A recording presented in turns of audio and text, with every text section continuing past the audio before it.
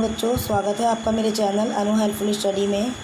आज हम कक्षा 6 विज्ञान का पाठ 3 पढ़ेंगे, जिसका नाम है तंतु से वस्त्र तक। इसके 2 चैप्टर हम पहले पढ़ चुके हैं। बच्चों, अगर आप मेरे चैनल पर नए हो तो चैनल को सब्सक्राइब कर देना, बेल आइकन को प्रेस कर लेना, जिससे कि आपको मेरी आने वाली वीडियो की नोटिफिकेशन मिलती रहे। तो शुरू करते हैं आज की वीडियो। तो यहाँ पर 2 बच्चे हैं, पहेली और बूझो।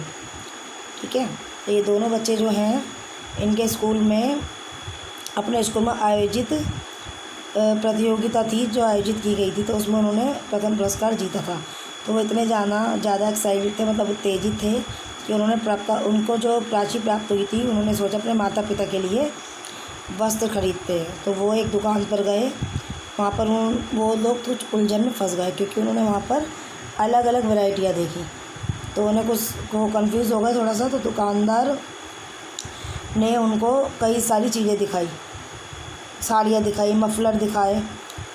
ठीक है, तो वो पूरी दुकान घूमने के बाद पहेली और बूझो ने अपने आसपास विभिन्न प्रकार के वस्तुओं को ध्यान से देखना शुरू कर दिया। उन्होंने देखा कि बेडशीट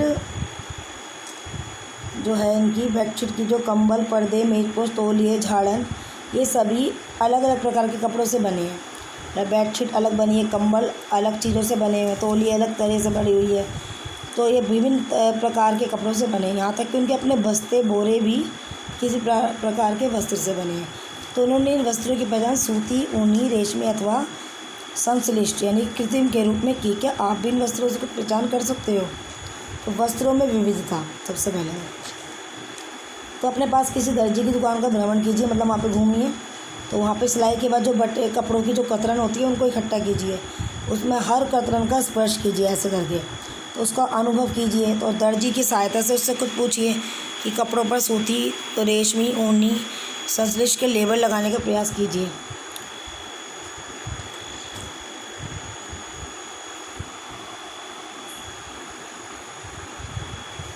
अब ये है जैसे कि सुई की सहायता से आप एक धागा धीरे धीरे बाहर खींचे। जैसे कपड़े में धागा निकलते हैं, हम सुई से उस धागे को बाहर खींच सकते हैं। तो हम देखते हैं धागे को एक साथ व्यवस्थित करने पर वस्त्र बना है। धागा जब इकट्ठा होता है तो एक वस्त्र तैयार होता है। तो ये धागे जो है किससे बनते हैं? नंबर 3, किसी सूती कपड़े के टुकड़े में से कोई धागा निकालिए। इस धागे के टुकड़े को मेज पर रखिए। इस धागे के टुकड़े के सिरे को अपने अंगूठे से दबाइए।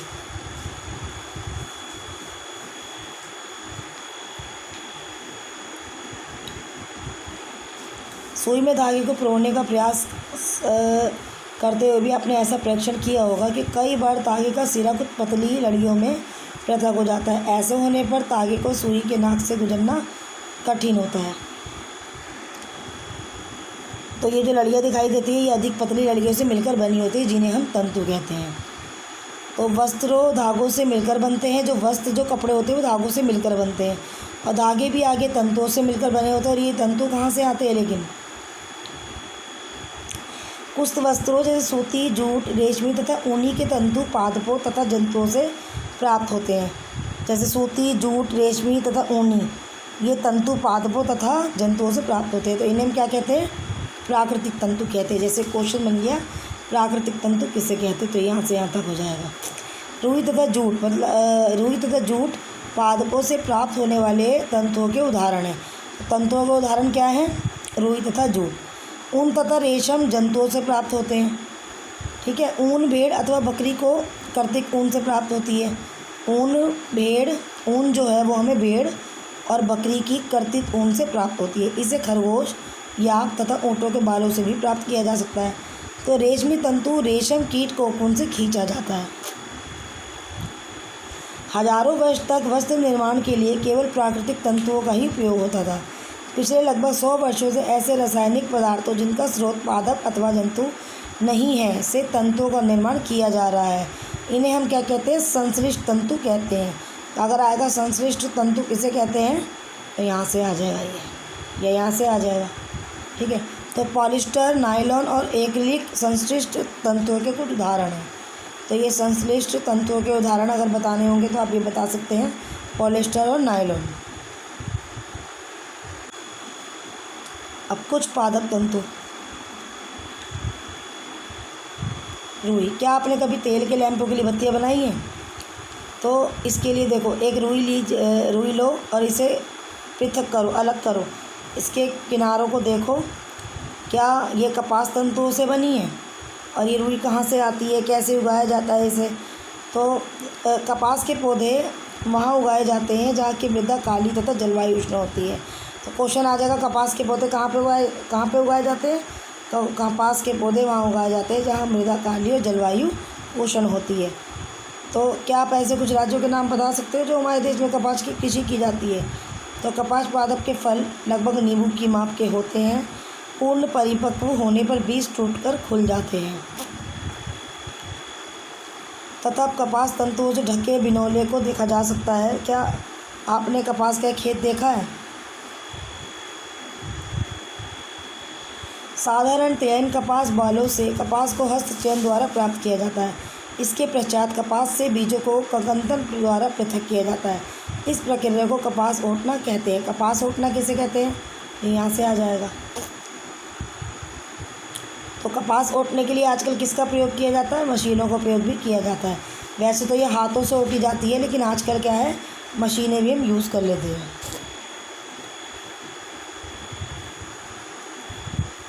आगे, जूट। पटसन तंतु को पटसन पादप के तने से प्राप्त किया जाता है। भारत में इसकी खेती वर्षा ऋतु में की जाती है। भारत में पटसन को प्रमुख रूप से पश्चिम बंगाल, बिहार तथा असम में उगाया जाता है। पटसन पादप का पुष्पन अवस्था में काटते हैं। फसल कटाई के पश्चात पादपों के तनों को कुछ दिनों तक जल में डुबोकर रखते हैं। ऐसा करने पर तने गल जाते हैं। उन्हें पटसन तंतुओं से हाथों द्वारा पृथक कर दिया जाता है, मतलब अलग कर दिया जाता है। वस्त्र बनाने से पहले इन सभी तंतुओं को तागों में परिवर्तित कर लिया जाता है। सूती धागे की कताई। रेशों से तागा बनने की प्रक्रिया को कताई कहते हैं। मतलब कताई किससे कहते हैं? रेशों को तागा बनाने की प्रक्रिया को कताई कहते हैं। इस प्रक्रिया में रुई के एक पुंज से रेशों को खींचकर ऐंठते हैं। ऐसा करने से रेशे पास पास आ जाते हैं और तागा बन जाता है। कताई के लिए एक सरल युक्ति हस्त तत्वों का प्रयोग किया जाता है, जिसे तकली कहते हैं। हाथ से प्रचलित कताई में उपयोग होने वाली एक युक्ति चरखा है। चरखे के प्रयोग को राष्ट्रपिता महात्मा गांधी ने स्वतंत्रता आंदोलन के पक्ष के रूप में लोकप्रियता प्रदान की थी। उन्होंने लोगों को हाथ तगे तागों से बुने वस्त्रों को पहनने तथा ब्रिटेन की मिलों में बने आयातित कपड़ों का बहिष्कार करने के लिए प्रोत्साहित किया था। खादी के प्रचलन को बढ़ावा देने के लिए भारत सरकार ने 1956 में एक संगठन का निर्माण किया, जिसे खादी एवं ग्रामोद्योग आयोग कहते हैं। वृहत पैमाने पर तागों की कताई का कार्य कताई मशीनों की सहायता से किया जाता था। कताई के पश्चात तागों का प्रयोग वस्त्र बनाने में किया जाता है। तागे से वस्त्र बनाने की कई विधियाँ, इनमें 2 विधियाँ बुनाई तथा बंधाई है।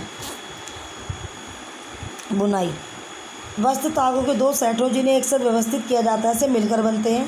तागों के 2 सेटों को आपस में व्यवस्थित करके वस्त्र बनाने की प्रक्रिया को बुनाई कहते हैं। कागज़ की पट्टियाँ बुनने का प्रयास करते हैं।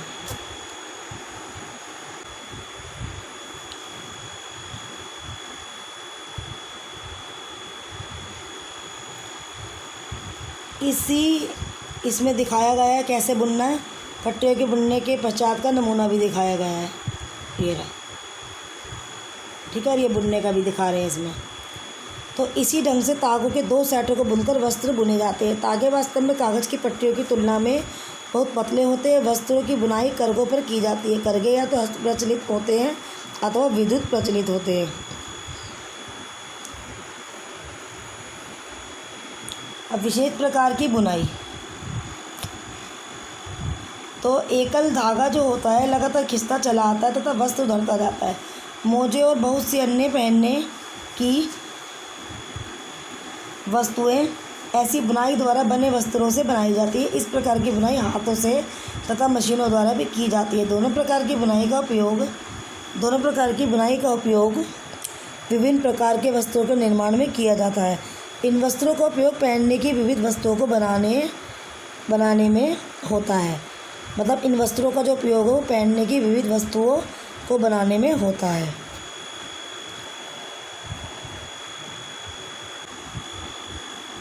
वस्त्र सामग्री का इतिहास।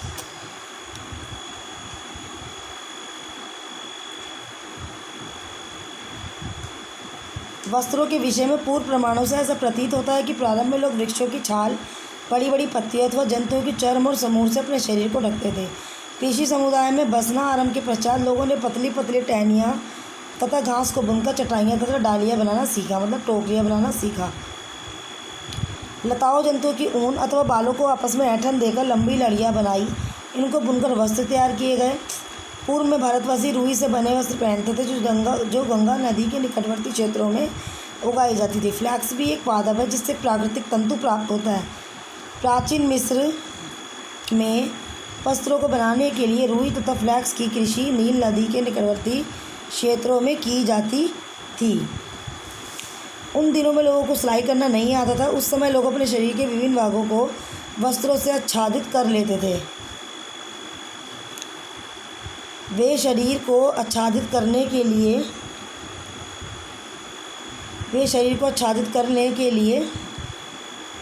कई विभिन्न ढंगों का प्रयोग करते थे। सिलाई की सुई के आविष्कार के साथ लोगों ने वस्त्रों की सिलाई करके पहनने के कपड़े तैयार किए। इस आविष्कार के पश्चात सिले कपड़ों में बहुत सी विभिन्नताएं आ गई। परंतु क्या यह आश्चर्यजनक बात नहीं है कि आज भी साड़ियों, धोतियों, लुंगियों तथा पगड़ियों का बिना सिले वस्त्रों के रूप में उपयोग किया जाता है।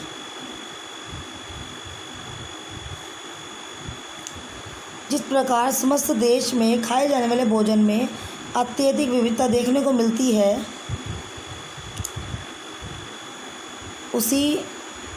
ठीक उसी प्रकार वस्त्रों एवं पहनने की वस्तुओं में भी अत्यधिक विविधता पाई जाती है। तो बच्चों, इसी के साथ हमारा चैप्टर भी समाप्त हुआ। थैंक यू बच्चों, मिलते हैं नेक्स्ट वीडियो के साथ।